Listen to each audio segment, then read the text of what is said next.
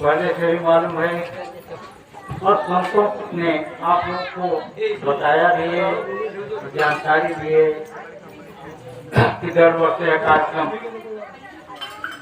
18 जनवरी को रखा जाता है। बड़े सौभाग्य की बात है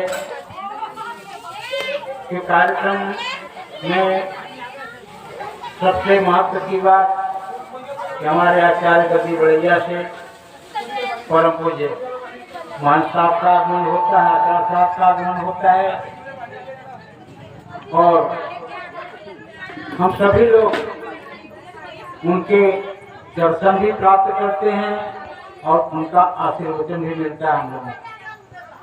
यह हमारे बड़े सौभाग्य की बात है। क्यों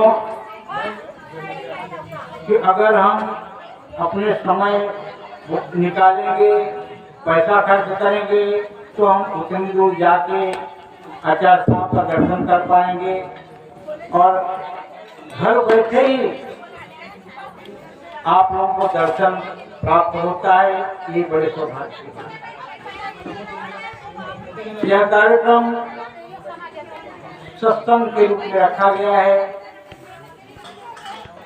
सत्संग एवं भंडारा।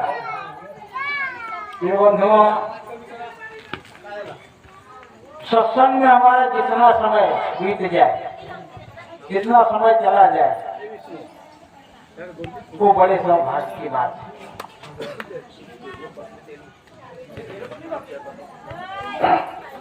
क्योंकि सदगुरु कबीर साहब सत्संग की आधी है, सत्संग की आधी घड़ी श्रीनिरन बरस 50 और वर्षा वर्षे एक घड़ी के रहट फिरे 12 मास। अगर एक घड़ी सत्संग हमारे जीवन में उतर जाए,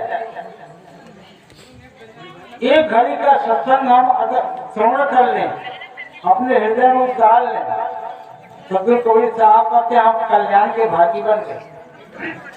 हमारा कल्याण होने में शंका नहीं है, संदेह नहीं है। क्यों कि एक घड़ी सत्संग का कितना बड़ा महत्व सदगुरु कबीर साहब ने बताया है। क्योंकि पुराने जमाने में एक रहट होती थी, कुएं के अंदर लगाई जाती थी, वो साकर से डिब्बे के द्वारा पानी बैलों से निकाला जाता था, तो वो खेत की सिंचाई होती थी उसकी, तो दिन भर चलता था तो कुछ थोड़ी बहुत खेती हो जाती थी। तो सदगुरु कबीर साहब का 12 मास अगर रहट चलाया जाए तो शायद है कि इस क्षेत्र की पूरी जमीन नहीं हो पाएगी। लेकिन अगर थोड़ी देर ही बरसात हो जाए, प्राकृतिक बरसात अगर थोड़ी देर हो जाए तो नीचे से नीचे ऊंचे की जमीन पूरी नीचे ऊंची सब बराबर हो जाएंगे। इतना बड़ा महत्व सदगुरु कबीर साहब सत्संग का दे रहे हैं कि सत्संग की आधी घड़ी सुमिरन बरस प्रचार, सुमिरन तक रात दिन करते रहो, उससे कोई फर्क पड़ने वाला नहीं है। क्योंकि सुमिरन भी कई तरह का होता है। सुमिरन का सदगुरु कबीर साहब ने रूप बताया है कि सुमिरन कितने प्रकार के होते हैं। कोई राम राम कहते हैं, कोई कृष्ण कृष्ण कहते हैं, कोई शिव शिव कहते हैं, कोई दुर्गा दुर्गा कहते हैं। ये सुमिरन का रूप बताया सदगुरु कबीर साहब। तो सदगुरु कबीर साहब कहते हैं कि सुमिरन किस प्रकार का होना चाहिए, हमारा हमें सुमिरन कैसा करना चाहिए। कबीर साहब का तो सुमिरन सुरति लगाए के, सुमिरन सुरति लगाए के मुख से कछु न बोल और बाहर के प्रबंध अंतर के पट। सदगुरु कबीर साहब का सुमिरन ऐसा है। सुमिरन सूरत के माध्यम से होना चाहिए, जीव के माध्यम से, वोट के माध्यम से नहीं। क्योंकि राम राम कहने से किसी की मुक्ति नहीं हुई, कृष्ण कृष्ण कहने से किसी की मुक्ति हुई नहीं। जैसे कि गुड़ गुड़ कहने से किसी का मुंह मीठा नहीं होता, खाड़ खाड़ कहने से किसी का मुंह मीठा नहीं होता। खाड़ को खाना पड़ता है, गुड़ को खाना पड़ता है, तब उसके स्वाद का पता चलता है। इस प्रकार से सदगुरु कबीर साहब का मार्गदर्शन, सदगुरु कबीर साहब का सत्संग, सदगुरु कबीर साहब का विचार, सदगुरु कबीर साहब का ज्ञान हमें सत्संग के अंदर मिलता है, संतों के माध्यम से।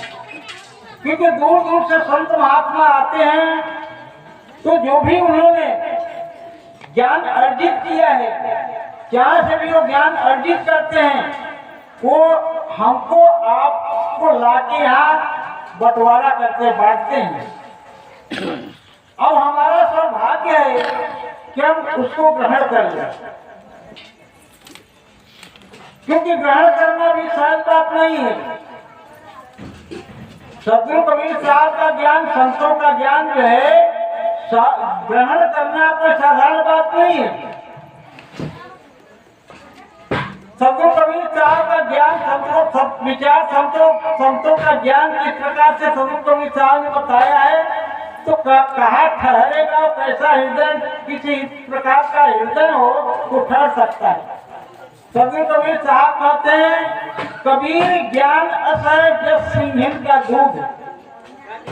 सदगुरु कबीर साहब का ज्ञान कैसा, विचार कैसा, जस सिंहिन का दूध, स्वर्ण पात्र में जात है, बाकी जात है टूट। स्वर्ण के पात्र में ही सिंहिन का दूध टिकता है, और बाकी पात्र में अगर डालोगे तो छेद करके निकल जाएगा। तो स्वर्ण पात्र का महत्व क्यों सदगुरु कबीर साहब ने दिया है? क्योंकि स्वर्ण जो होता है नरम होता है, मुलायम होता है, एकदम कोमल होता है।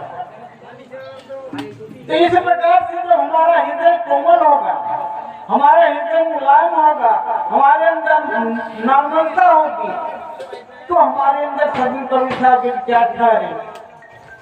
और हमारे अंदर अगर अहंकार होगा, क्रोध होगा, घमंड होगा, तो हमारे अंदर सदगुरु कबीर साहब का विचार नहीं ठहर सकता, सदगुरु कबीर साहब का ज्ञान नहीं ठहर सकता।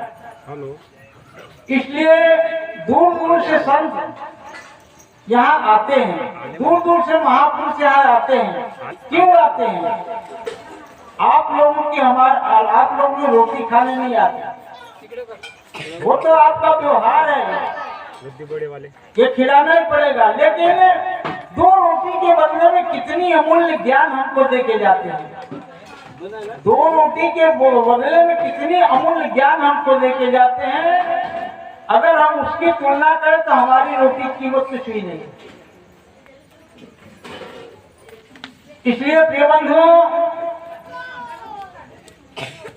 हमको मानव जन्म मिला है, और मानव जन्म मिलने के बाद में हम अगर गुरु की शरण में गए हैं, और गुरु की शरण में जाने के बाद में अगर हमको सत्संग मिल रहा है, तो इससे अच्छा और कुछ भी नहीं। क्योंकि सत्संग ही से हमारे जीवन का कल्याण हो सकता है। सत्संग का बहुत बड़ा महत्व है, सत्संग का बहुत बड़ा महत्व है। सत्संग को समझना सबके बस की बात नहीं है, बहुत बड़ा महत्व है।